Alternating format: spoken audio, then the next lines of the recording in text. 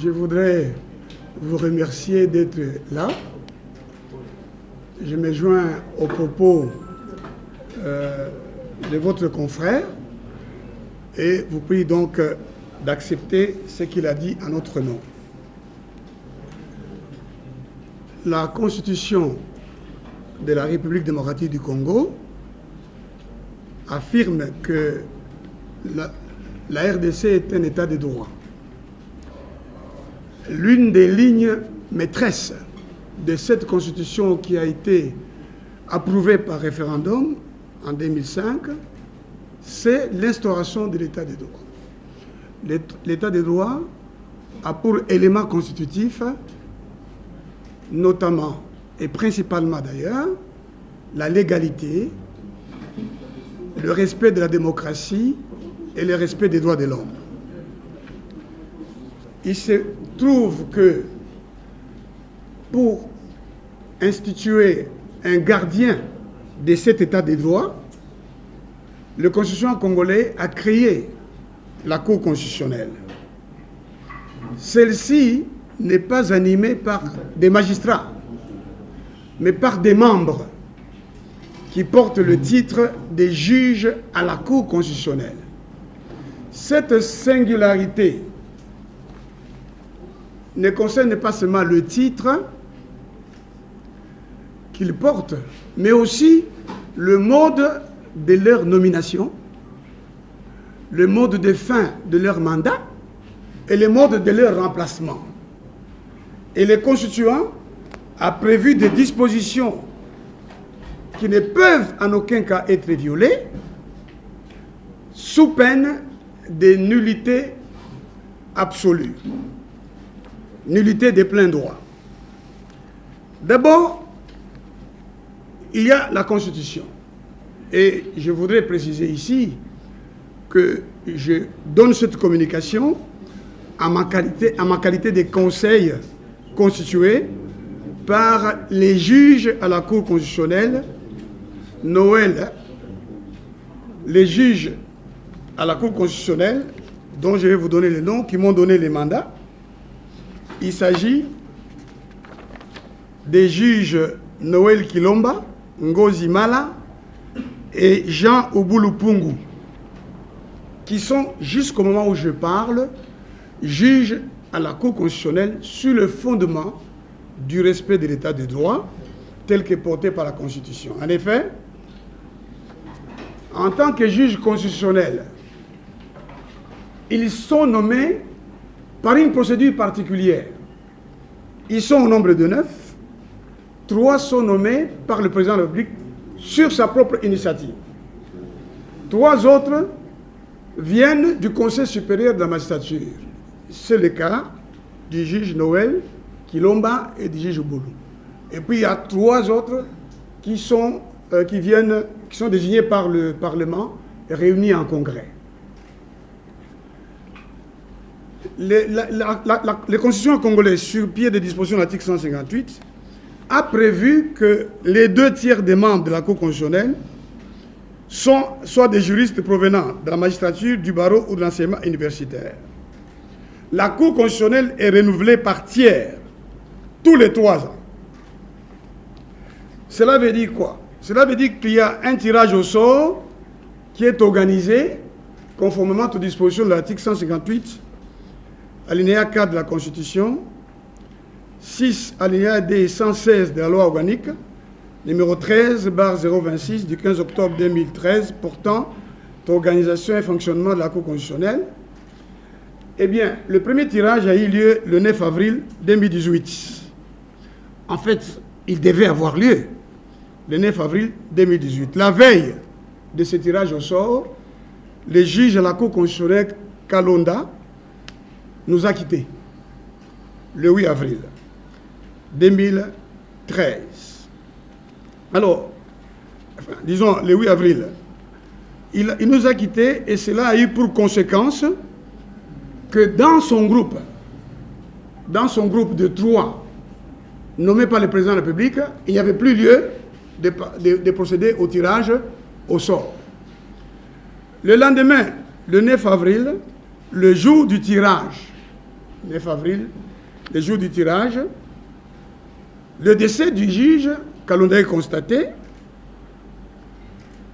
Brusquement, le juge Banya Koulouapé annonce qu'il démissionne volontairement, pour des raisons personnelles.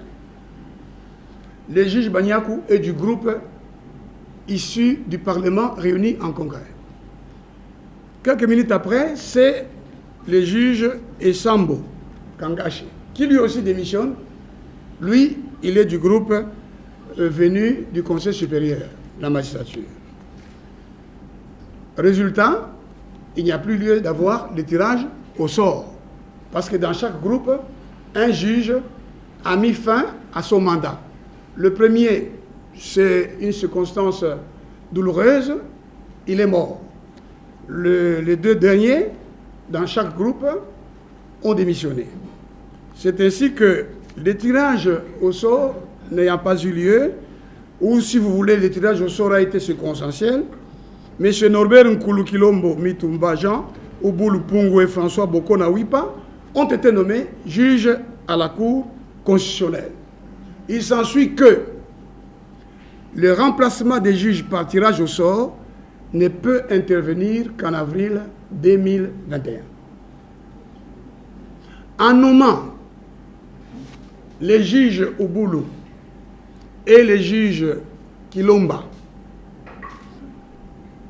à la Cour de cassation, le président de la République a intentionnellement violé la Constitution. En effet, au regard des dispositions de l'article 158, le chef de l'État doit attendre 2021, en avril, après le tirage au sort, pour que, dans le groupe Conseil supérieur de la magistrature, un juge, un seul, soit remplacé après le tirage au sort. Et que, dans le groupe Parlement, qu'il y ait aussi un juge à remplacer. Pour le moment, il n'y a pas de juge en fin de mandat. Et le mandat du juge à la Cour constitutionnelle ne peut pas prendre fin par décision du président de la République. Il prend fin par décès, par expiration du mandat, ou par démission volontaire, ou par démission d'office. Nous ne sommes pas dans ce cas d'espèce. Curieusement, le président de la République a nommé de nouveaux juges en violation de ces dispositions de l'article 158, mais aussi en violation des dispositions de l'ordonnance qui porte statut particulier des magistrats et de la loi portant organisation et fonctionnement de la Cour constitutionnelle. En l'ayant fait, le président de la République s'est rendu coupable de haute trahison. Il est loisible au Sénat et à l'Assemblée nationale, réunis en congrès, de les mettre en accusation, s'il échait. En effet, le Constituant n'a pas soumis la procédure de mise en accusation ou subordonné cette procédure à la requête du procureur près la Cour constitutionnelle. Nonobstant ce qu'en dit le règlement du Congrès et même le règlement de la Cour constitutionnelle, les dispositions constitutionnelles étant au-dessus de toutes les autres dispositions, il est loisible au Sénat, s'il échait, de mettre en accusation le président de la République pour violation intentionnelle de la Constitution. Les juges Noël et Ouboul et tous les autres juges de la Cour constitutionnelle ne peuvent pas être nommés à une fonction incompatible, telle que prévue par les dispositions de la loi portant organisation et fonctionnement de la Cour constitutionnelle. Ils ne peuvent pas, par exemple, être nommés à un emploi public, comme celui des magistrats. C'est interdit. Et lorsque le mandat prend fin, ils ont droit au même salaire et aux mêmes avantages pendant 2 ans. Parce qu'il leur est interdit notamment d'être nommés à ce genre de fonctions. Curieusement, les juges Boulou et les juges Kilomba, dont je suis le conseil, ont été privés de leur salaire, même du mois de juillet, jusqu'au moment où nous parlons. Et étonnamment, alors que le mandat d'un juge constitutionnel commence à courir à partir de la prestation de serment, le président de la Cour constitutionnelle ad intérim a déjà nommé des membres de cabinet des juges nommés dont les mandats ne courent pas encore.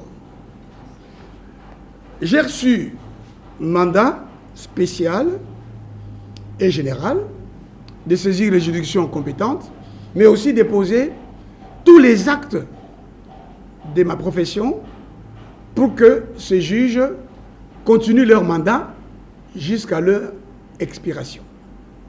C'est pour cela que j'ai écrit au président de la République. Ce document ici, je l'ai lui adressé, il lui a été déposé. L'accusé de réception que vous voyez là, faisant foi.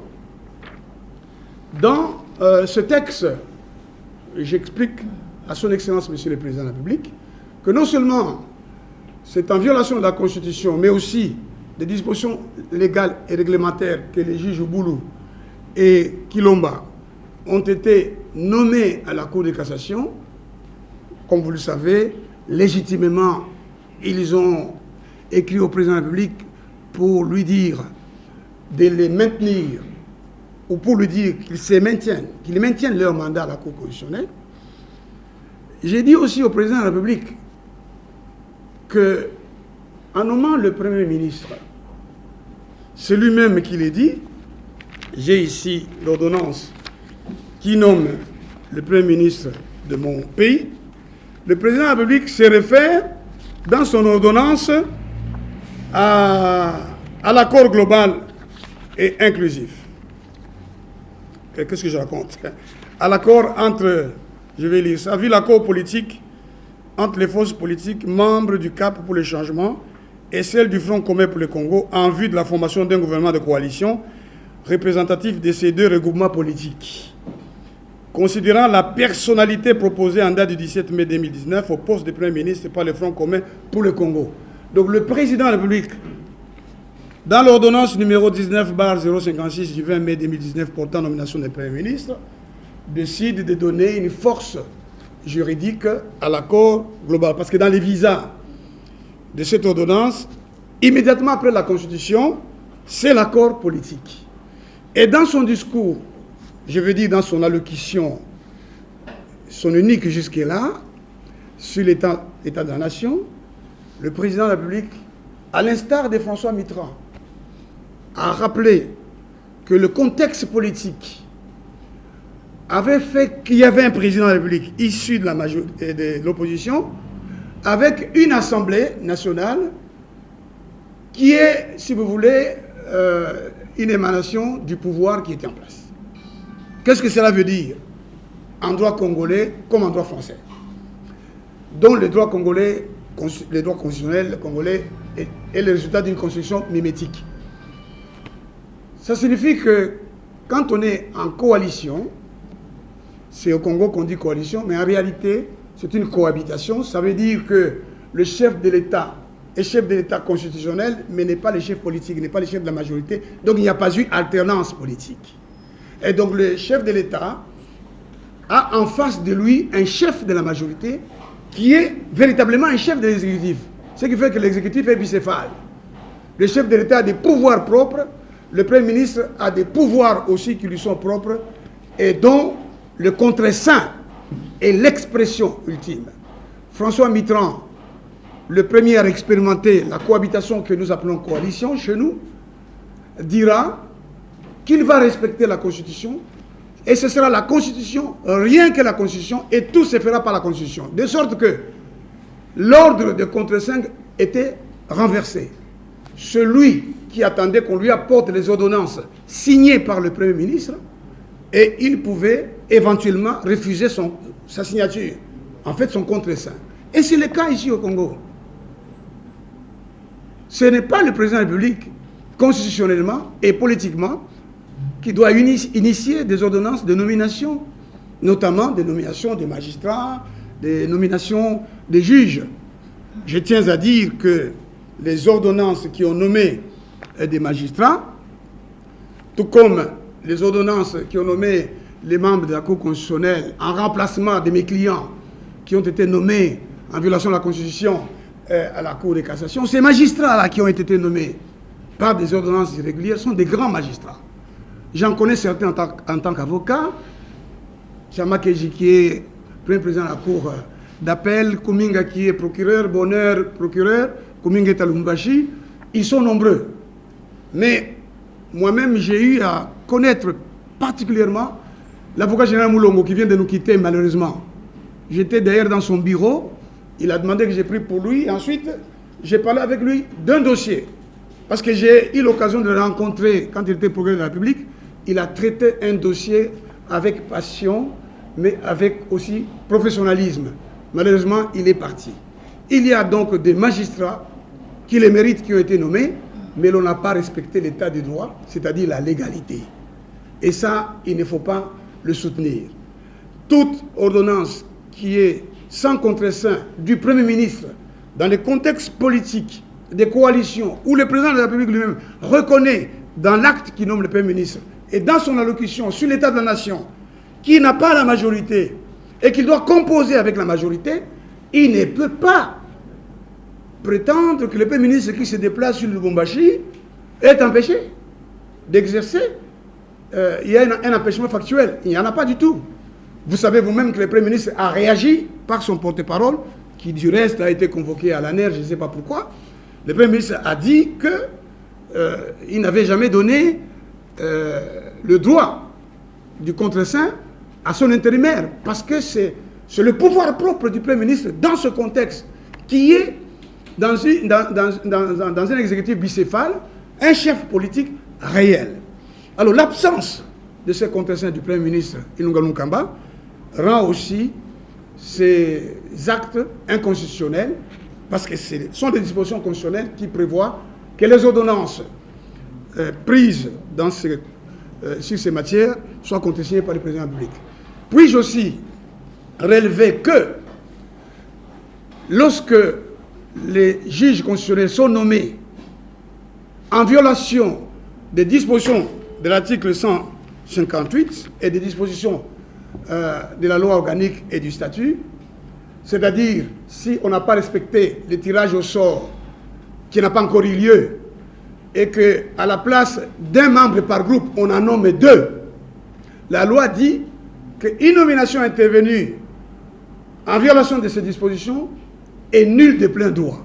Donc il n'y a pas de juge constitutionnel nommés qui peuvent prêter serment. Le Sénat et l'Assemblée nationale, qui sont ampliataires de ma lettre d'avocat, ne pourront pas permettre qu'il y ait la prestation de serment des juges nommés en violation de ces dispositions, au sujet desquelles le législateur a dit, si elles ne sont pas respectées, la nomination est nulle de plein droit. D'ailleurs, parce que je n'ai pas eu des éléments au moment où j'écrivais ma lettre, il faudrait qu'on vérifie si parmi les 3 juges qui ont été nommés en violation de la loi et dont la nomination est nulle de plein droit, comme le dit la Constitution, article 4 de la loi portant organisation et fonctionnement, est nulle de plein droit toute nomination intervenant en violation des articles 2 et 3 de la présente loi organique, c'est-à-dire l'article 2 et l'article 3. Dans l'article 2, il y a la violation de la procédure de nomination en passant par le tirage au sort, mais il y a aussi la nomination de 2 membres qui seraient parents ou alliés jusqu'au 3e degré, ou des membres, la nomination d'un membre, de plus d'un membre issu d'une même province. Si il est prouvé dans la suite que les 2 juges, Kalouba et Kamoulete par exemple, seraient tous d'Inganda Anjika, donc de la même province, ce motif aussi est prévu par la loi pour que soit nulle leur nomination. Mais elle est déjà nulle par le fait que le chef de l'État n'a pas attendu le tirage au sort et il a nommé des juges ici du même groupe, enfin il a remplacé des juges ici du même groupe alors qu'il n'a le droit que d'en remplacer un seul, et pas maintenant mais en 2021. Et par ailleurs, il faut relever que en nommant ce juge-là à la Cour constitutionnelle pour remplacer les juges au boulot, il a encore tout simplement renversé l'état de droit, parce qu'un juge à la Cour constitutionnelle qui a été magistrat et qui a accepté les fonctions des juges à la Cour constitutionnelle ne peut pas redevenir magistrat avant 2 ans. Lorsqu'il est nommé, il lève l'option, c'est la loi qui le prévoit. Il lève l'option, donc il cesse d'être magistrat. Le chef d'État n'a pas le pouvoir d'en faire un magistrat. Enfin, vous avez lu les ordonnances comme moi, elles se réfèrent à un procès verbal du Conseil supérieur de la magistrature. Où est-ce que le Conseil supérieur de la magistrature s'est réuni? Je vais dire l'Assemblée, pas les bureaux. L'Assemblée générale du Conseil supérieur de la magistrature, nulle part dans le pays. Nous étions en confinement. Il s'ensuit que les ordonnances qui portent nomination et des magistrats et des juges dont je suis le conseil portent une altération de la vérité constitutive du faux en écriture. Je veux que vous sachiez que le président de la République est poursuivable en droit congolais, non seulement, notamment pour violation de la Constitution, violation intentionnelle, constitutive des hautes trahisons, et c'est le cas d'espèce ici, mais il est aussi poursuivable pour des infractions de droit commun commises dans l'exercice de ses fonctions ou à l'occasion de l'exercice de ses fonctions. Dans le cas d'espèce, s'il n'est pas prouvé qu'il y a eu une réunion, une session de l'Assemblée générale du Conseil supérieur de la magistrature, c'est que nous avons affaire à un faux en écriture. J'ai écrit au président de la République en lui disant que la première mission des avocats a été de défendre les humiliés et les pauvres de la société. Les juges Ouboulou et les juges Kilomba, en particulier les juges Kilomba, mais en tout cas tous les deux, sont ceux qui ont reçu le serment du président de la République. Le juge Kilomba a présidé l'audience à laquelle moi, j'ai comparu pour demander l'annulation des élections. Donc ce sont des juges de la plus haute juridiction que la Constitution protège particulièrement. On ne peut pas les traiter de cette manière-là. J'ai même lu un communiqué de la présidente de la République qui porte carrément des menaces contre des juges. Le président de la République, avant son élection, a été avec moi dans cette salle ici. Avec Kamere, Vijay, François Mwamba, nous avons beaucoup parlé. J'ai admiré son humilité, mais aussi son charisme. Il m'a d'ailleurs dit, pasteur, moi je voudrais qu'on prenne une photo, vous et moi. Nous avions parlé de l'état des droits. L'état des droits n'est pas l'apanage du président Tshisekedi, c'est la Constitution. La Constitution congolaise a fait de la Constitution, a dit dans la Constitution que l'état congolais c'est l'état de droit. Nous avions parlé de l'état de droit. Nous avions parlé de respecter les règles. Nous avions même parlé de tout ce qui m'est arrivé. Le président de la République m'avait dit qu'il défendait l'état de droit. Et je crois en lui. Napoléon disait, il faut couper la langue des avocats lorsqu'ils l'utilisent contre le gouvernement. Nous avons souvent été arrêtés, vous le savez, moi j'ai souvent été arrêté. Quand j'ai entendu Perrault, j'ai spécialement d'ailleurs demandé qu'il soit là, aux journalistes qui fait pour nous l'attaché des presses. J'ai demandé à Kayembe qu'il soit là et à d'autres comme Kilolo qui fut mon étudiant, mais qui est un grand journaliste aujourd'hui, et beaucoup d'autres parmi vous, que vous soyez là. Je me souviens que les bâtonniers en Gambie, aujourd'hui les bâtonniers, avaient déjà été arrêtés. Des avocats sont menacés. Je pense que sous Félix Antoine Tshilombo Tshisekedi, il comprendra que l'état de droit, c'est la défense des droits de l'homme. C'est la défense de la démocratie, la défense de la légalité. Et au cœur de l'état de droit, il y a l'avocat, qui se trouve d'ailleurs au cœur des droits de la défense. Des auteurs ont dit que le droit de la défense, c'est l'avocat. Et ici, Ouboulou et Kilomba ne font que défendre leurs droits. Et ils m'ont chargé de les faire. Et j'ai demandé au président de la République de se souvenir qu'il est écrit, tu suivras ponctuellement la justice, tu ne violeras aucun droit, afin que tu vives et que tu possèdes le pays. Le président de la République a remis ce pays à Dieu. Je lui demande de se souvenir que le Dieu d'Abraham, d'Isaac et de Jacob, le Père de Jésus de Nazareth, le Fils du Père, auquel il a remis ce pays, a pour fondement sur son trône la justice. C'est pour ça, en Angleterre, la devise, c'est « Mon Dieu, mon droit ». Dieu, c'est la justice. Dieu, c'est le droit. David a été un grand roi parce qu'il a défendu, il a soutenu le droit et la justice des pauvres, des humiliés. J'ai pris le président de la République, c'est ce que j'ai fait dans ma lettre, de rapporter les deux ordonnances, celle qui nomme les nouveaux membres de la Cour constitutionnelle et celle qui a nommé mes clients, Noël Kilomba et Jean Oboulou, à la Cour de cassation en violation de la Constitution. Et il n'y aura aucune poursuite, il n'y aura aucune procédure. Le président de la République ne permettra pas que pendant qu'il est président de la République, que lui ait à comparaître devant le Sénat, parce que c'est prévu pour s'expliquer sur la violation intentionnelle de la Constitution, sur d'autres infractions. Non, il va se mettre au-dessus, il va se souvenir d'où il est venu, il va se souvenir aussi de son père, que je connais personnellement, nous en avons parlé la dernière fois qu'on s'est vu, et il va rentrer en lui-même et dire, je rapporte mes ordonnances, comme il a rapporté, je crois, les ordonnances qui nommaient les gens à la tête d'une caisse de solidarité. Voilà, mesdames et messieurs de la presse, la communication que j'avais à vous donner, en ma qualité de conseil de M. Noël Kilomba et de M. Jean Oboulou, juge à la Cour constitutionnelle. Il faut qu'ils retournent à leurs fonctions et que la Cour constitutionnelle ne soit pas bloquée. J'ai dit et je vous remercie.